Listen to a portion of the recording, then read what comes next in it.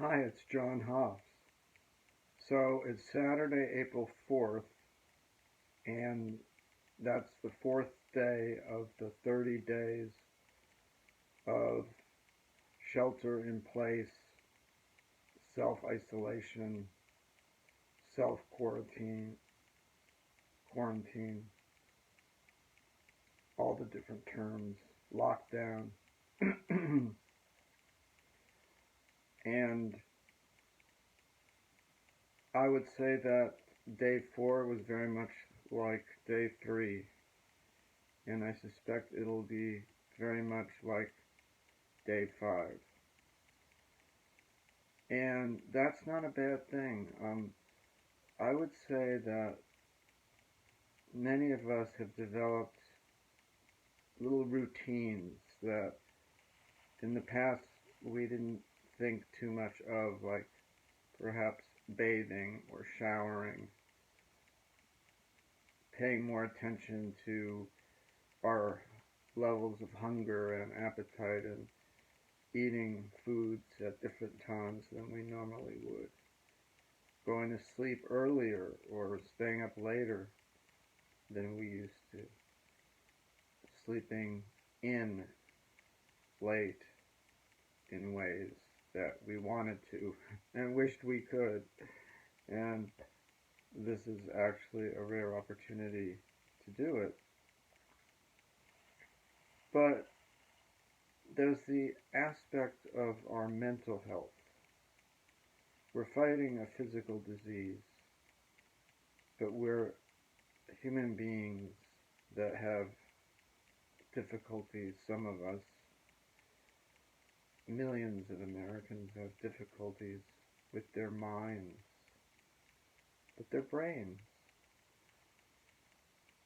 I remember a while ago it was popular to say that you had a chemical imbalance if you were depressed or anxious or in some way mentally ill.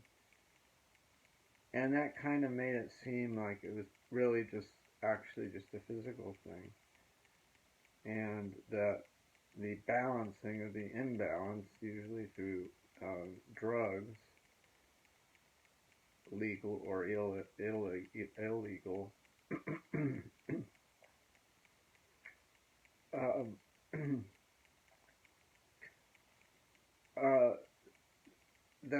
that chemical imbalance is much better understood, I would venture to say, and that the diagnoses that are used are hopefully used more precisely than they used to be. For example, and I don't mean to be giving a little talk about mental health, but I only say it to show my understanding as it pertains to the 30-day lockdown. And whereas in the past, you may be diagnosed as manic depression, manic depressive,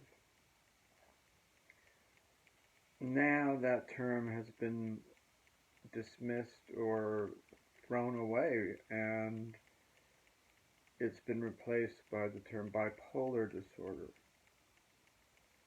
And excuse me, the bipolar disorder can be of type 1 or type 2. Type 1 is the more severe version.